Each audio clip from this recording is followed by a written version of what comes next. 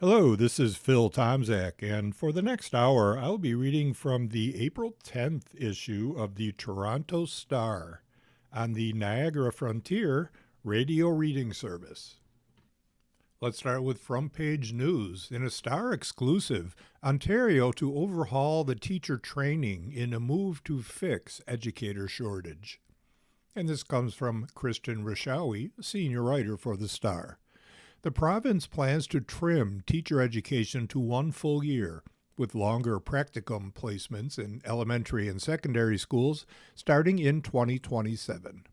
Teacher training will run for a consecutive 12 months from May to May, with 3 back-to-back semesters, instead of 4 semesters over 2 years, at all Ontario universities where education degrees are offered. Colleges and Universities Minister Nolan Quinn and Education Minister Paul Calandra are set to announce on Friday. The more important component of going to Teachers College is time in the classroom, Quinn said in an interview. Right now, there are about 80 practicum days, so we are looking at that to ensure they get the most time in the classroom. Our research does show it's about time in the classroom, not necessarily the length of the course that the teachers are taking. While on-the-job training varies among universities, Quinn said the province is looking to standardize practicum lengths and will consult before determining a final figure.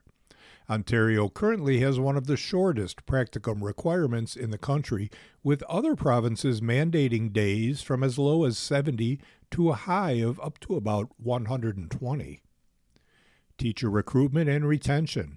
The province has been under pressure for some time now to ease the teacher shortage, with schools scrambling to find occasional teachers with a particular need for French language educators.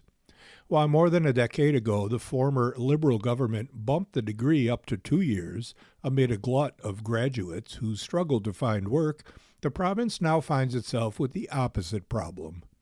At that time, concerns had also been raised that 2 semesters, or about 10 months, was not enough time to properly train teachers. A report previously obtained by the Canadian Press under Freedom of Information indicated the government's recent findings that longer programs aren't necessarily better. Teacher unions have also been warning of both recruitment and retention issues behind the teacher shortage, arguing for more training but also smaller classes and more resources to keep educators from leaving the profession. Calandra said that after consultations, the government landed on the 3 semesters, including more on-the-job training placement days, and that legislation will be introduced in the coming days. He eventually wants the province to require the longest practicum of all provinces. While the condensed degree is partly to ease the teacher shortage, with new teachers graduating every year instead of every other, another part of it obviously has to be in keeping teachers in the profession longer, Calandra told the Star. And the one thing I keep hearing from teachers is that one of the biggest problems is that they don't spend enough time in front of the class training before they take over full-time responsibilities, so they're not always prepared, Calandra said. Since taking office in 2018, the government has funded 6,700 more seats in education facilities. Mentoring stipend goes up.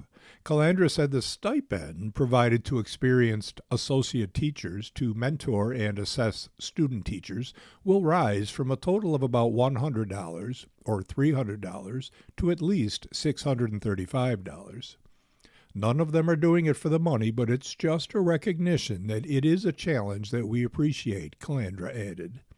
Quinn expects the one-year program will appeal to older and mature students who have been waiting for this, the ones that might have been a mechanic or they're in skilled trades and have that technical component, or who found a 2-year program to be a barrier. Catching up to the teacher shortage. He said the government will also be working with faculties of education so that previous experience as an early childhood educator or other professional provides some advanced standing. While the teacher shortage has been growing over the past few years, exacerbated by the pandemic and expected to worsen in the coming years, Calandra said, Now we're catching up and doing what has to be done. As for students enrolled in a 2-year program starting this fall, Quinn said the province will work with universities to ensure a smooth transition, especially in 2028, with 2 cohorts graduating in 1 year. Under the change, universities will lose a semester of tuition. Students, meanwhile, will save an estimated $3,000. 3 semesters is a very good balance, Calandra added. Not only is it enough time to get the coursework done, but as we start to increase that practicum time, that will really be the game changer. Let's move on to our next story. It's from the world of business, from the front page, and it has the headline, Canada's first fully Indigenous-owned department store closes amid funding challenges. And this comes from Amarachi Amadike, staff reporter for The Star. 2 years after it launched, Canada's first fully Indigenous-owned department store has closed its doors, leaving the owner $800,000 in debt, thanks in part to the denial of a City of Toronto grant.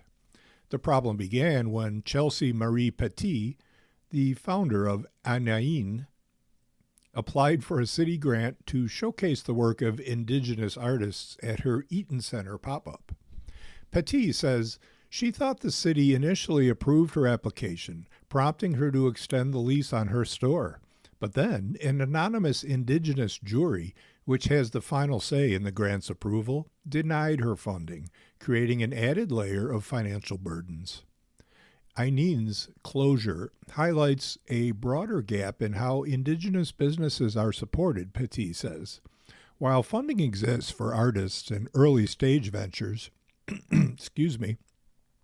she says for-profit companies, especially successful ones, are often overlooked. This, she contends, makes it more difficult for Indigenous-owned businesses to sustain and grow. It's like people want to see us having to overcome every single barrier, said Petit, an Anishinaabe entrepreneur and member of Amjiwang First Nation. They want to support the Indigenous struggle, but they need to see us struggle or else we don't deserve support. Back in November, Petit says she was approved for the Indigenous Arts and Culture Fund, a city grant that supports projects boosting the visibility and creation of Indigenous-led art and culture. Anaïn, which originated in the Stacked Market in the city's West End, created an opportunity for various Indigenous vendors to profit from a wider market. Vendors included Cheekbone Beauty, Moccasin Joe Artisan Coffee Roasters, Urban Native Era, Outlier Leather, and many other native brands from across North America. Petit said the application was made to obtain a grant for 4 Indigenous artist showcases inside Anaïn, including for herself as one of the artists. While the city's Indigenous Arts and Culture Fund does not support for-profit organizations, Petit said she thought the application was approved because she wasn't using it for her business, but rather for artists whose goods were sold at her store. One of the stipulations for receiving the $120,000 worth of grants was that Anaïn's pop-up be operating in February. Thinking she had been approved because the city told her that her application received a high score, Petit says she extended an expensive lease at the Eaton Center in order to meet funding requirements. But after extending the store's lease, she received news that a panel of anonymous Indigenous community members who make the final decision denied her grant application. Petit says she was forced to absorb the showcase's costs, though she took on the task with expectations that it would be subsidized by the grants.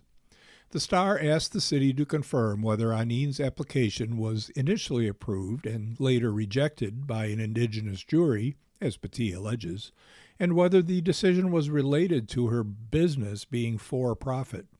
The city did not directly answer those questions.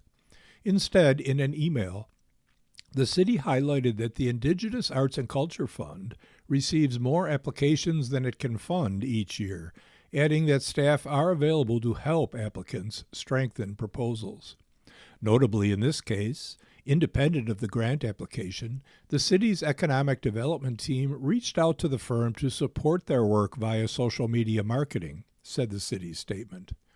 The Star also asked to be put in touch with the anonymous Indigenous jury who made the final decision, but the city said it is not able to facilitate interviews with individual jury members or comment on the assessment of specific applications. Following a cycle of disappointment associated with grants, most of which Petit says were due to Anin's perceived success in its freshman year, the store owner has grown exhausted with the process. Today, Petit is $800,000 in debt.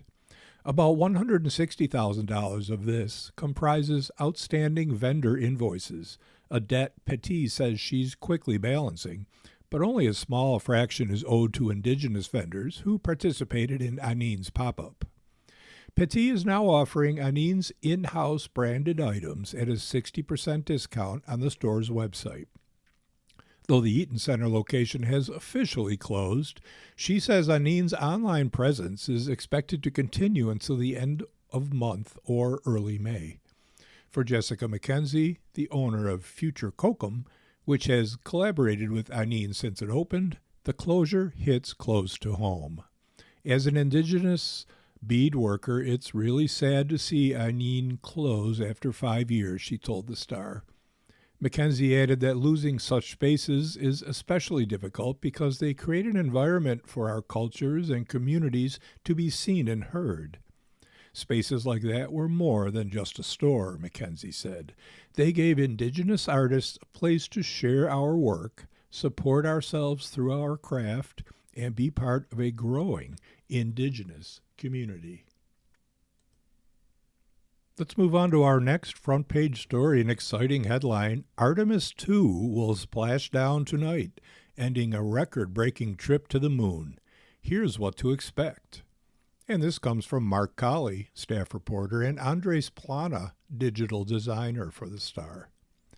After a journey of more than 800,000 kilometers, Artemis II is nearly home. The crew of 4 astronauts, including Canadian Jeremy Hansen, will splash down Friday shortly after 8 p.m. Eastern Time off the coast of San Diego, ending humanity's first journey to the moon in more than 50 years. On board, the crew is bringing home reams of photos, data, and stories. But first, the Orion crew capsule must endure a violent re-entry. Here's what to expect. When will Artemis II splash down? The re-entry process is scheduled to begin around 7:25 p.m., when the Orion capsule will separate from the service module, setting off a long chain of events. If all goes according to plan, the capsule will hit the Pacific Ocean at about 30 kilometers per hour around 8:07 p.m. Artemis II entry, descent, and landing. A timeline of critical events as the Orion spacecraft returns from the moon and makes its final descent to Earth. All times are Eastern Daylight Time. At 7:25 p.m., the crew module and service module separation, 42 minutes before splashdown. At 7:37 p.m., the crew module raise burn, only if necessary. At 7:54 p.m., entry interface. Orion enters Earth's atmosphere, 122 kilometers, 13 minutes before splashdown. At 8:03 p.m., forward bay cover jettison, 11,000 to 7,300 meters. At 8:04 p.m., drogues, pilots, and main chutes deploy, 6,700 meters, 2,100 to 1,700 meters, and 1,500 meters. At 8:07 p.m., splashdown. At 8:08 p.m., the main parachute cut and Orion crew module uprighting system is deployed. And finally, at 8:17 p.m., recovery begins. What happens during re-entry? First, after separating from the service module, Orion will perform a final burn to fine-tune its flight path if needed. Then the capsule will begin a series of maneuvers to move itself away from the service module, which will eventually burn up in the atmosphere. The re-entry phase for the Artemis II mission involves a deliberate upward boost or loft to safely dissipate the extreme heat before descending on parachutes. As Orion travels through the atmosphere at about 61 kilometers above the ground, it will heat up to temperatures as high as 2,760 degrees Celsius. Luckily, it's protected from the elements by a heat shield. At its peak, the crew will experience 3.9 times the force of gravity. About 3 minutes before splashdown, at an altitude of around 9 kilometers, the capsule will deploy its parachutes. First, a series of drogues, smaller parachutes designed to slow the capsule. Then the 3 fluorescent orange main chutes. Then the crew will coast gently into the ocean. What happens after splashdown? The USS John P. Murtha is stationed nearby and will deploy helicopters to pick the crew up. It might be a while, though. NASA says the crew could be waiting up to 2 hours to be extracted from Orion. Barring an emergency, Hansen will be the first one out, the agency said. The crew will be flown then to the USS Murtha, where they'll undergo medical tests before returning to shore and flying to the Johnson Space Center in Houston. Why is there a communication blackout during re-entry? Well, Orion will go through a planned 6-minute communications blackout when it reaches an altitude of about 120 kilometers. That's because the intense heat of re-entry forms plasma around the capsule, disrupting radio signals until the capsule cools down again. According to the European Space Agency, there's no known solution to this disruption. What if something goes wrong? If something isn't going to plan, NASA had a number of contingency re-entry plans that would land the crew further out in the Pacific and increase the amount of G-force they're subjected to. However, if there's damage due to the heat, NASA doesn't have any alternatives. My understanding is we would modify our flight profile to try to accommodate that, but I don't know, Debbie Korth, the Orion Deputy Program Manager, said at a press conference Wednesday. There's nothing we can do hardware-wise to go repair. How can I watch? Well, NASA is streaming its coverage of Splashdown on YouTube, Amazon Prime, Apple TV, and Netflix starting at 6:30 p.m. Coverage will continue until the Artemis II crew is safe on board the USS Murtha. You are listening to a reading of articles and features from the Toronto Star on the Niagara Frontier Radio Reading Service. Now let's move on to more front-page news from the GTA. The headline is, Sex Assault Trial of Ontario Billionaire Frank Stronach Ends with 3 of 7 complainants left. Judge is set to rule by June. And this comes from Betsy Powell, courts reporter for the Star. After arguments in Frank Stronach's first sex assault trial finished Thursday, the judge declared she has a lot of work to do before she plans to release her decision in Toronto in June. I make no promises, said Superior Court Justice Anne Molloy. It's a very difficult decision to write. It was the final day in the high-profile trial of one of Canada's richest men, a trial that has not gone according to the Crown's expectations. The trial opened in February with Stronach facing historical sexual assault allegations involving 7 women. It has now ended with that number down to 3, with charges related to 4 of the women falling apart. Molloy has already indicated she will find the 93-year-old billionaire not guilty of sexually assaulting the first woman who testified. Prosecutors have asked to withdraw charges linked to the 3 other complainants. Defense lawyer Leora Shemesh has asked that her client be found not guilty in relation to every complainant. On Thursday, Molloy spent hours listening to arguments on whether Stronach's charter rights protecting a person's rights to make full answer and defense were violated because of the way the police and Crown attorneys conducted preparatory meetings with the 7 complainants. The start of the trial was delayed in early February after the defense was provided with new statements from the 7 complainants who alleged Stronach sexually assaulted them decades ago in Toronto.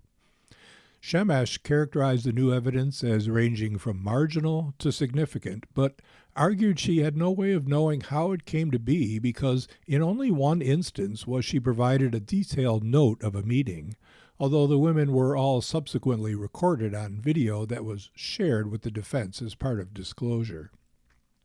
The manner to attempt to preserve what she said was careless and amounted to unacceptable negligence on the part of police and the Crown, Shemesh told the judge. What is there to hide, and why is the state not being transparent in the preparation of these complainants? Without a proper record to capture what happened in the meetings, Stronach lost the ability to fulsomely challenge the complainants, she said. She told the judge she is no longer asking for a stay of proceedings, which is what she was initially seeking. Instead, she wants Malloy to consider the deficiency when assessing the credibility of the 3 remaining complainants. In future, she also suggested that police and prosecutors should either video and audio record every witness or complainant. What's the harm, she says. But Malloy told the lawyer that what she was suggesting was pretty dramatic, given that if she finds that appropriate, police forces would be required to record every single encounter the police and Crown have with witnesses. Shemesh appeared to back down, saying she would be content with detailed notes of meetings. Prosecutor David Tice, who was not one of the 2 Crown attorneys at trial, noted that in her closing arguments, Shemesh claimed her thorough and lengthy cross-examinations had successfully undermined witness credibility, in part because of information revealed during the preparation meetings. He said there was no evidence that Stronach was denied his right to make full answer and defense. At the end of Thursday's hearing, Malloy said there is a possibility she may have her decision before June 19th. Stronach is still facing a trial in Newmarket later this year in relation to alleged sexual offenses committed against 6 women. Let's move on to the opinions page. And our first opinion comes from Rick Salutin, a contributing columnist to the Star. And he has the headline, Smart Matters to Trump, Bigly, but he's getting stupider by the day. U.S. President Donald Trump had an iconic moment during a 2015 candidates debate with Democratic candidate Hillary Clinton. She said maybe he didn't reveal his tax forms because maybe he paid no taxes. He'd endured other Clinton insults in silence, but he perked up and said, "That makes me smart." It was like O.J. Simpson trying on the glove, and when it didn't fit, turning to his dream team, per late-night TV, with, "Hey, maybe I didn't do it." Smart matters to Trump, bigly. He puts a historic value on it. The term arose in the 1700s in connection to a smart look or up-to-date fashion. It was about a superficial impression rather than depth, insight, or wisdom. Trump maintained that link in effectively casting his cabinet for appearance. It's how he chose oilman Rex Tillerson as his first Secretary of State. Tillerson is said to have told cronies that Trump is an effing moron. Tillerson neither denied nor confirmed. It's a peculiarly American term. You must be seen as smart. The worst thing to be is stupid, ergo a sucker. No other society is as obsessed with this stuff. NATO is laughing at us, says Trump. They think we're the stupid country because of our leadership. It doubles as his personal obsession. Yet it remains superficial. It's about looking smart versus being smart. It's an affectation and sense of style meant to impress. So you get Trump's abysmally stupid repetition of, "Thank you for your attention to this matter," in his posts. It's supposed to sound smart. The way repeating the word sad with a long face is apparently meant to sound empathic. If you're really smart and confident in it, you don't proclaim it endlessly, especially if you have myriad flunkies who'll do it for you. Yet on he goes. Last term, After being called mentally unstable, he said no, he was not. He is a very stable genius, over and over, precisely as in, no, you are, during recess.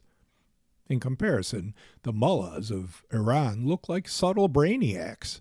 Their response in this pressure cooker has been scary smart. Instead of cowering, they said no negotiations till they got a serious ceasefire and fought on. They formed human chains around their infrastructure, like apostles of nonviolence, and recouped at least some genuine public support. I mean, faced with foreign invasion and heedless bombing, who wouldn't opt to keep their sovereignty intact despite its severe limitations? At least you retain a path to change. When Israel undermined the current ceasefire by ravaging Lebanon, they simply closed the Strait of Hormuz and regained the initiative in one stroke. They have Trump's number, and he must at least suspect it. The problem isn't that Trump is stupid. So are we all in the normal run of things. It's that he's getting incrementally stupider by the day, perhaps hour. This leads away from his needy delusional smartness to a recent emphasis on trusting his instincts. That, in turn, further insulates him from whatever mild counter-arguments he hears from those around him. I shudder as this unfolds. In a president, it leads towards megalomaniacal psychosis, and God help us all. Let me add that I don't think smart matters much. Other things count far more, like irony, skepticism, humor, and humane values. It isn't ever clear what smart means. When I've written that someone isn't particularly smart, I usually mean it as a compliment based on other, finer qualities. Trump has had one such humanely resonating moment among his many iconic events. It happened when New York's new socialist Muslim mayor, Zohran Mamdani, visited Trump. They had a shockingly amiable meeting, it appeared, and met press afterwards, who peppered Mamdani on whether he still felt Trump was a fascist. Mamdani stumbled around among euphemisms till Trump, seated beside him and patting the mayor's arm, said, "Just say yes. I don't mind. It's easier than explaining." It felt out of character. He looked at ease, calm and compassionate for a brief moment. His awful dad, Fred, would have hated it. You are listening to a reading of articles and features from the Toronto Star on the Niagara Frontier Radio Reading Service. Let's move on to our next opinion piece, and this comes from Andrew Phillips, staff columnist for the Star. And the piece has the headline, "Carney has no apologies to make for winning over yet another MP, even Marilyn Gladue." It seems there's a cross-party freakout over the fact that Conservative MP Marilyn Gladue has crossed the floor of the Commons to join the Carney caucus. Conservatives are outraged that Gladue would turn her back on the party under whose banner she was elected no fewer than 4 times. And Prime Minister Mark Carney is coming under fire, including from some on the progressive end of the liberal spectrum, for welcoming an unabashed social conservative to his ranks. Both critiques obviously have a point, but only one really hits home. The critique that bites is the first one, from conservatives who can't get their heads around the fact that the latest defector is Gladue. Given her past positions on controversial issues and her recent attacks on the Liberals, she seems to make no sense as a member of Carney's team. Gladue once supported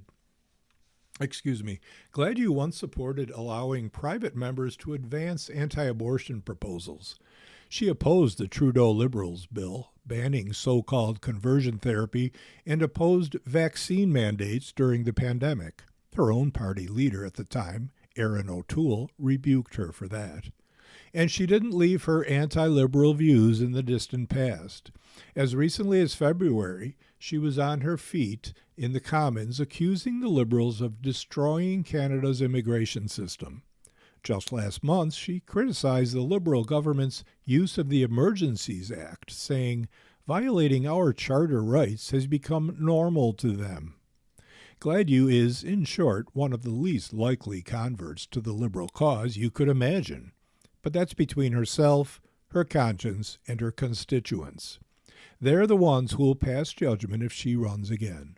They'll have to decide if they swallow Gladue's statement about backing Carney because Canada needs serious leadership at a crucial moment, or believe she has more cynical motives. But the other critique, the one that suggests the Carney Liberals have abandoned their principles by accepting Gladue into their ranks, falls flat. Why? Because there's zero evidence that the government or the Liberal Party have massaged their policies or values to get Gladue on board. On the contrary, Carney made that explicit on Thursday. The values of the Liberal Party have not changed, he told journalists. More specifically, he went on, the party continues to support a woman's right to choose, charter rights in general, and LGBTQ rights in particular. Carney said he talked all this over with Gladue, and she will vote with the government on such issues.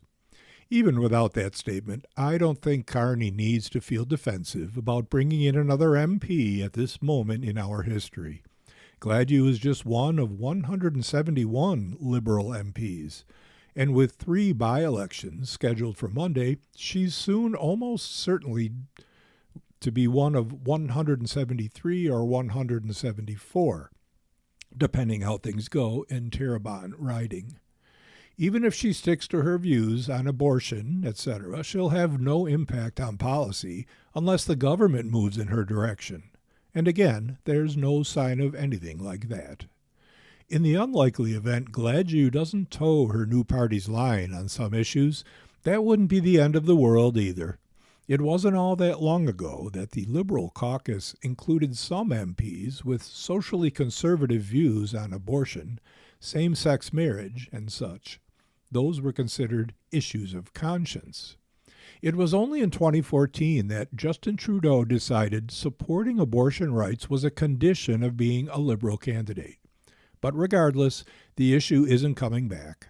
Carney has slammed the door on it, and Pierre Poilievre has repeatedly promised the Conservatives won't revisit it. Wherever Gladue sits in the Commons, the issue is settled. The bigger picture is that MPs from both the right, Gladue and the other 3 Conservative defectors, and the left, Lori Eidlow from the NDP, find Carney's focus on nation-building and his broad popularity attractive enough to lure them across the floor. There's always the possibility of future unrest in Liberal ranks if those who think of themselves as progressives become discontented with this move to the center-right. But for Carney, that's a very acceptable risk, especially when you compare his position to that of Poilievre, whose caucus, according to reporting by Tanda McCharles, Raisa Patel, and Alex Bollingal in the Star's Ottawa Bureau, includes as many as 40 MPs who worry they can't get re-elected while he's leader. The bottom line, Carney has no apologies to make for winning over yet another MP, even Marilyn Gladue. Let's move on to the world of sports. First, from the world of golf. Our article has a headline, "This Masters is a bit different for Mike Weir with former Maple Leafs forward Gary Roberts on his team." This comes from Jason Logan of Score Golf. Augusta, Georgia. 2 Garys shook hands on the driving range at Augusta National on Wednesday after being introduced by their mutual friend, Mike Weir. The elder Gary, last name Player, sized up the younger Gary, last name Roberts, and grabbed his arm. "Oh, you got biceps, eh, kid?" the 90-year-old Player said to the near 60-year-old Roberts. The 2 Garys laughed, as did Weir, before the 2003 Masters champion got back to the business of preparing for the tournament, Roberts behind him looking on. Roberts, who spent 4 seasons with the Maple Leafs in the early 2000s as part of an NHL career where he played over 1,200 games, won a Stanley Cup with the Calgary Flames in 1989, credentialed here this week as Weir's trainer along with Adrian Velaka, a longtime strength and conditioning coach at Gary Roberts Performance. The former power forward famously resurrected his career after a devastating neck injury shelved him for nearly 2 seasons and has built himself a booming business in retirement, training NHLers and elite prospects. Roberts, who's from North York, has roughly 40 pros on his client list, including hockey's best player, Connor McDavid. Now he's got the country's most decorated male golfer in the mix as well. He's already obviously been very, very successful in what he does, but as you get older, you start to adjust how much you do and how much volume you do, explained Roberts while walking with Weir's group on Thursday. What we've tried to do is prepare him physically and give him those tools that he can use for his pregame routine, but don't overdo it.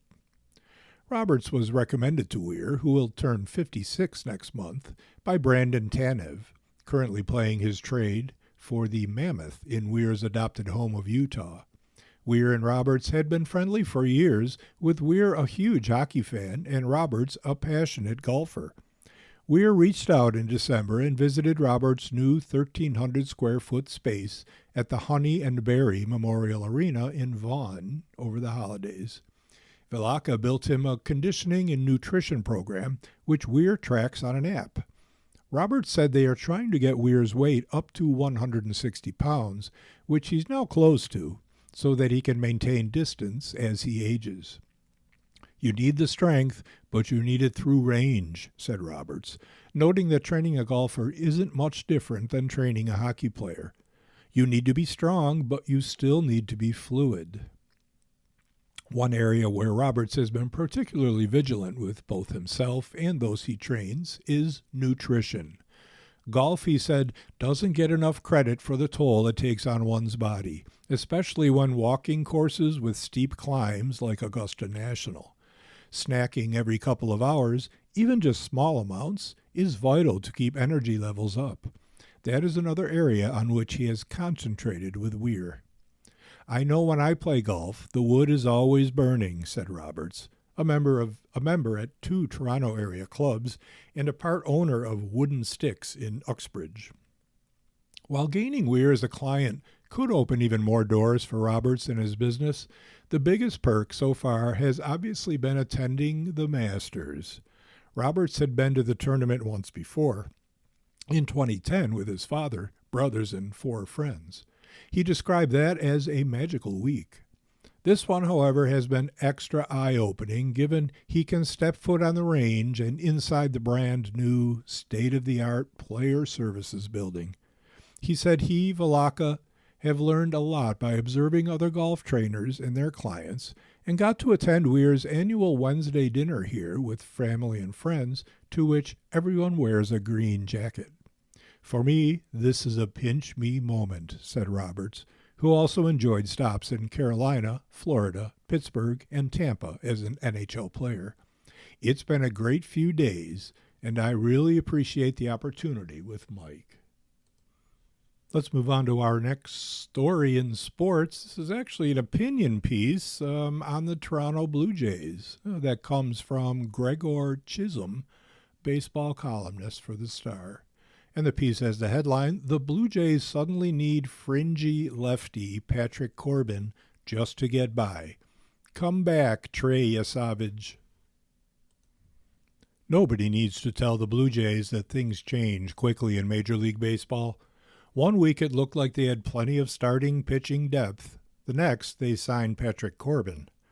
After losing Trey Yesavage, Shane Bieber, and Jose Berrios during spring training, followed by an in-season injury to Cody Ponce and Max Scherzer, the Jays have become starved for capable big league arms. Enter Corbin, a 2-time All-Star and former ace who used to be one of MLB's better starters. Unfortunately, that was 7 years ago, and the results since have consistently ranked near the bottom of the league. Regardless, Corbin will get at least one more shot at continuing his career when he makes his season debut Friday at the Rogers Center against the Minnesota Twins and former Jays prospect Simeon Woods Richardson. He's been a really good pitcher for a really long time, fellow Jays lefty Eric Lauer said. I think he's going to help the team a lot. Obviously, he's got the endurance. He has the longevity to stay in the game a long time. Corbin, 36, signed a one-year contract worth $1 million last week. He made one appearance for Single-A Dunedin and was ushered to the big leagues to assume the vacant number 5 starter spot. It's a bit of a desperation play. From 2021 through 24, Corbin went 31-63 with a 5.71 ERA, which was tied for the highest in MLB. Only 6 qualified pitchers allowed more home runs per 9 innings, and nobody had a higher batting average on balls in play than his 328. His 993 hard hit balls allowed were 49 more than the second highest total among starters. Last season there was moderate improvement with the Texas Rangers. Corbin logged 155 1/3 innings while lowering his ERA to 4.40. While that was more than a run lower than 2024, it was well above the league average of 4.21 for starting pitchers.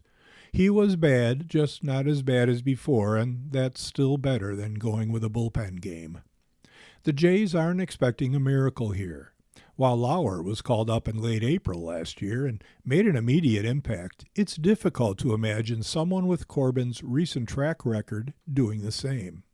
What the Jays are hoping for, more than anything else, is innings. They need him to be good enough to ease the strain on the bullpen. He's not going to win any games on his own, but perhaps he can hold the opposition to 4 runs while buying time for Yasavage and others to return. Signing a veteran guy, you kind of know what you're going to get, Jays manager John Schneider said. You trust the fact that he's going to be prepared, and by no means are we asking him to step in and be our number 1. But you have to get through the rotation a couple of times with guys doing what they should, getting the innings they should, putting the guys in the bullpen in the right place, and just slowing down the transactional log, if you will. Corbin, who has been a vocal supporter of United States President Donald Trump's MAGA movement, will at least get a winnable matchup in his season debut. The Twins entered Thursday ranked 9th in the majors with 4.75 runs per game, but they are viewed as a non-contender in line for regression. Next up would be the hard-swinging Milwaukee Brewers, who ranked 3rd in runs last year and are currently 4th at 5.83. That start could get ugly. Jays fans can only hope the Corbin experiment doesn't last long. Yasavage made his second appearance for Dunedin on Thursday and allowed 4 runs on 4 hits and a walk with 6 strikeouts. He likely requires at least a couple more rehab starts, but could be ready by the end of the month. Berrios recently resumed pitching to live hitters for the first time since he was diagnosed with a stress fracture in his right elbow. The 10-year veteran is expected to begin a rehab assignment in the near future. Scherzer's health remains tenuous. Schneider confirmed the veteran righty has been cleared to start Sunday, but considering he was pulled after 2 innings in his last outing against the Los Angeles Dodgers because of a forearm issue, the bullpen will be on high alert for the series finale. Meanwhile, Ponce has been lost for the season with a knee injury, and Bieber doesn't appear anywhere close to returning. Bieber, last year's addition at the trade deadline, has been throwing bullpens, but unlike Berrios, he hasn't faced live hitting. He figures to be out for at least another month. The long-term outlook for this starting rotation remains strong because of the arms that will come back. The short term, with Corbin in the mix, that's a much different story. You are listening to a reading of articles and features from the Toronto Star on the Niagara Frontier Radio Reading Service. And let's move on to one more story from the world of sports, hockey and the Maple Leafs. The headline is, Chabby's a warrior. Chabot makes early return from injury for the surging Senators. And this comes from Lisa Wallace, the Canadian Press. Ottawa. 2 weeks to the day after undergoing surgery for a broken arm, Thomas Chabot was back in the Ottawa Senators lineup on Thursday night. Chabot, the longest-serving member of the Senators, suffered his fracture March 23rd during a game against the New York Rangers and underwent surgery a few days later. The Senators' defenseman didn't even get eased back into action after missing 8 games. Chabot played 21 minutes 16 seconds in Ottawa's 5-1 win over the Florida Panthers on Thursday. Only Jake Sanderson and Artem Zub had more ice time. "That's a light night for Chabby," joked Senators head coach Travis Green. "Chabby's a warrior, man. He's a tough customer, plays through a lot, and happy to have him back." Chabot was expected to miss 4 to 8 weeks, and if the Senators weren't in such a tight race for the playoffs, he may have taken longer. But he had been testing things out the last 5 days and felt confident he could play to his normal level. "When you miss some time, you just try to get back to the pace and try to keep things as simple as could be," he said. "I thought it went well, and obviously tomorrow's another day, and hopefully we take a step with a big game coming Saturday here." In his absence, the Senators went 4-3-1 and managed to keep themselves in playoff contention, with Ottawa holding the second and final wild card spot in the Eastern Conference. The last thing Chabot wanted was to disrupt what the team had achieved of late. "Like I said Thursday morning, it sucks to be out and you don't feel like you're part of it," Chabot said. "So being back out there and playing it was great. It was a good feeling." In less than a week, the Senators bolstered their blue line after being decimated by injuries. Sanderson returned last Saturday, and now with Chabot back in the lineup, the Senators are getting healthy when it counts most.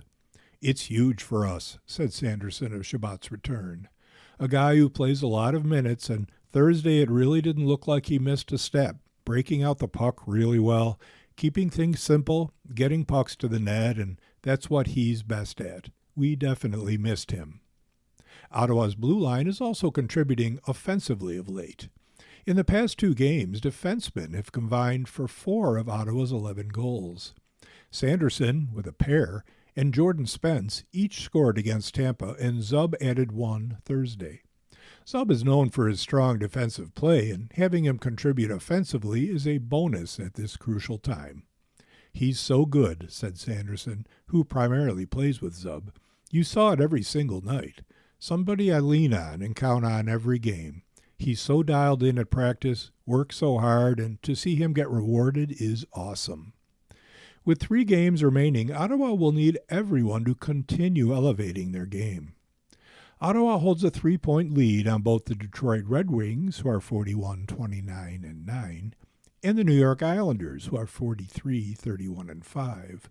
The Senators play the Islanders Saturday afternoon in what could be their biggest game of the season.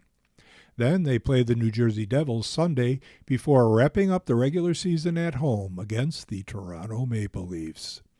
The Senators also have the potential to catch the Boston Bruins, 43-26-10, who have a 2-point lead over Ottawa and hold the first wildcard spot, setting up a wild finish to the regular season. This report by the Canadian Press was first published on April 10th, 2026.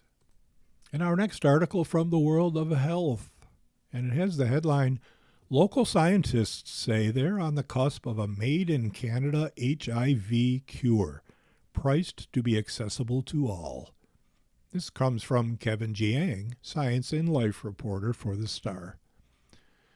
Sherry Margulies was 30 when she tested positive for HIV. The Mississauga native was busy raising her 3-month-old baby when the diagnosis blindsided her. The year was 1993, a time when women weren't considered at risk of the chronic viral infection. Soon after, Margulies learned her infant son was also HIV positive. "Those days we were wondering, who's going to take care of our kids when we die? If our kids are sick, are they going to live?" said Margulies, who went on to dedicate her life to patient and HIV treatment advocacy. People were dying all around us. It was very, very dark. Over the ensuing decades, HIV research has advanced by leaps.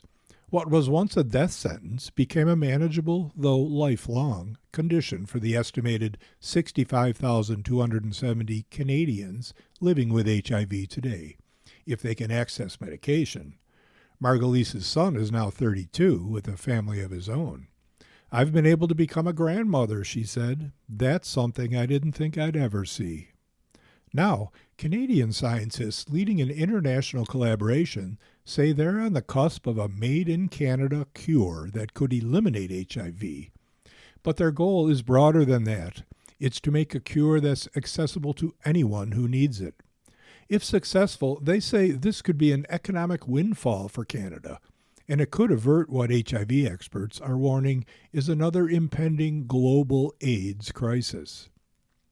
While a cure for HIV has technically existed since 2009, it remains wildly expensive and inaccessible. Fewer than a dozen people worldwide have received it. This cure, consisting of 4 injections, will cost about $20,000 in North America and Europe, roughly equivalent to 1 year's worth of antiretroviral therapy in Canada, said Immune Equity Project Lead Eric Artz, a professor at Western University's Schulich School of Medicine and Dentistry. It's a very early estimate, since clinical trials haven't started yet. That's more than 10 times cheaper than the only known cure for HIV today, which involves a bone marrow transplant, essentially replacing a person's entire immune system. The procedure is risky and can cost upwards of $350,000. What's more, Art said they're aiming to make their cure available at 1/100th of the cost, around $250 for a course of treatment, in low and middle-income countries where over 70% of people living with HIV reside. In order to do that, the Immune Equity Initiative aims to manufacture the drugs not just in Canada, but also in countries such as Uganda. And finally, we have an article from the travel section, and it has the headline, "My son is a budding cartoonist, so I took him on an eye-opening, art-filled vacation to Italy." And this comes from Mark Sasson's Special to the Star. Ever since he could hold a pencil, our son, Niam, has been drawing. He did dinosaurs at first, then anime storyboard panels with speed lines, shadow work, and figures frozen mid-leap. By age 11, his line work was clean, his shadows confident, his faces landing the way he intended.